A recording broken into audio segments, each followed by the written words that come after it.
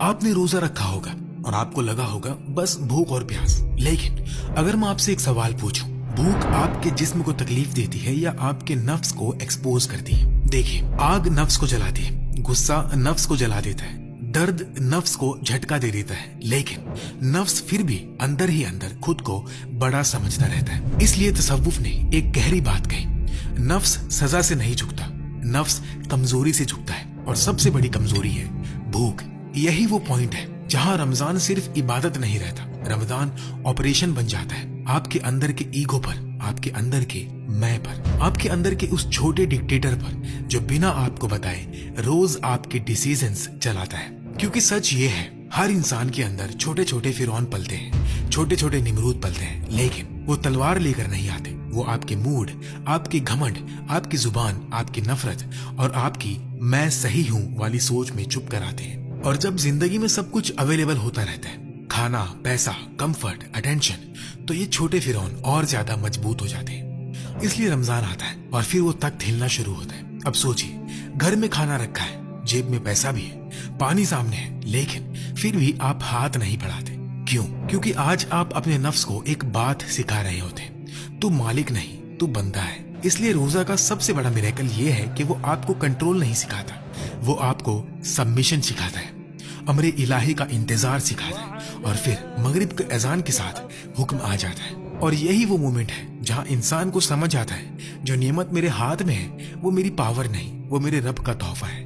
لیکن ہم عام دنوں میں یہ بھول جاتے ہیں۔ اس لیے رمضان آپ کو یاد دلاتا ہے کہ شکر صرف زبان سے نہیں ہوتا، شکر ڈسپلن سے ہوتا ہے، شکر رک جانے سے ہوتا ہے۔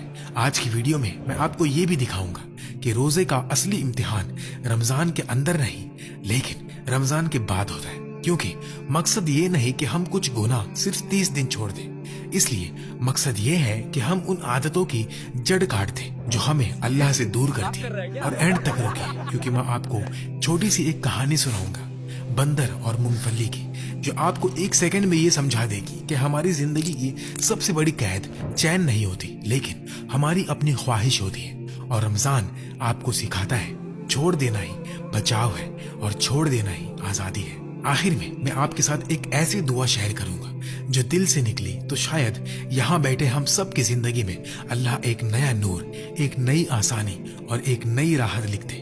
اس لیے آخر تک رکنا، کیونکہ کیا پتہ آپ میں سے کسی ایک کی آمین سے اللہ ہم سب کے لیے وہ دروازہ کھول دے جو ہم کب سے ڈھونڈ رہے ہیں۔ تو اگر آپ تیار ہیں تو شروع کرتے ہیں۔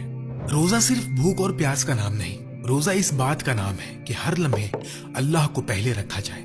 امام غزالی رحمت اللہ علیہ نے فرمایا کہ روزہ کی قیمت صرف بھوک میں نہیں، جیسے دوا کی قیمت صرف اس کے کڑوے پن میں نہیں ہوتی۔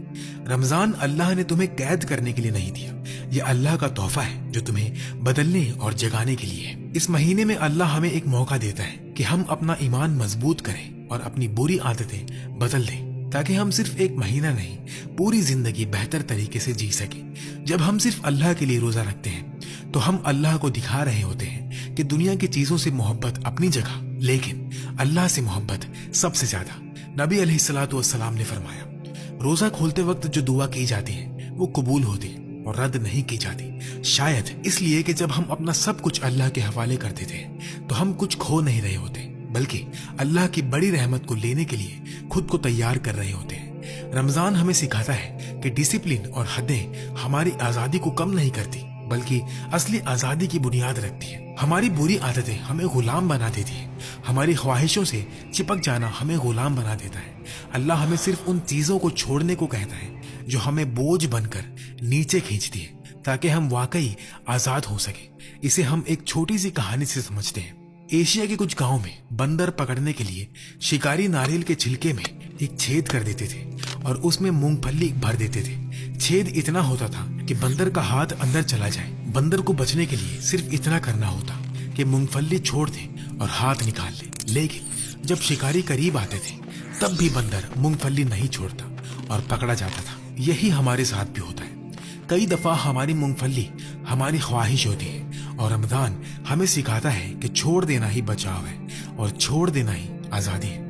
نبی علیہ الصلوۃ والسلام جب دنیا کی لگن اور خواہشوں سے دور ہو کر جبل النور پر تنہا عبادت کے لیے جاتے تھے، उस वक्त उन पर कुरान नाजिल होना शुरू हुई। वो वहाँ दुनिया की तरफ से दिल को रोकते और अल्लाह की तरफ पूरा ध्यान करते।